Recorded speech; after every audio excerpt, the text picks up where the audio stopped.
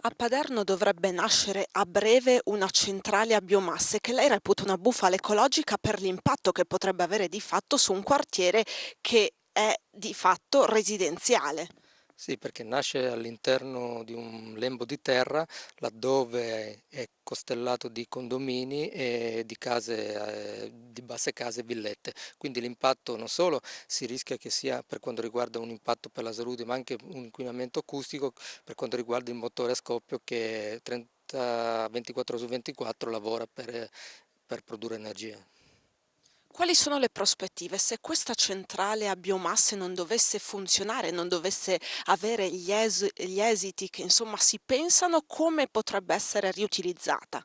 Ma qua è un discorso di fondo. Allora, il comune ha discusso e adottato il piano regolatore, non si capisce perché come mai questo pezzamento di terreno sia rimasto al di fuori di quello che è il canone di una zona residenziale, quindi non sia stato trasformato in residenziale. Ecco, se non va avanti quel discorso della biomassa, che spero che fallisca, in quanto è un progetto assurdo, sia trasformato in una zona, in un lembo di terra residenziale per villette, condominio o anche per un piccolo parco giochi per i bimbi, perché no?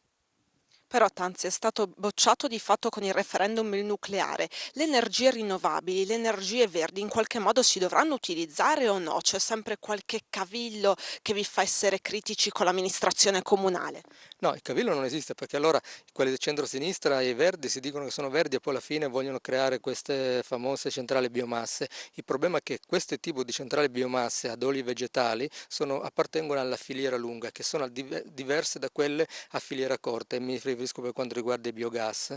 E quindi di verde non c'è nulla perché immettono nell'atmosfera dei polveri sottili come le PM10 e PM2.5 che fanno il famoso effetto serra.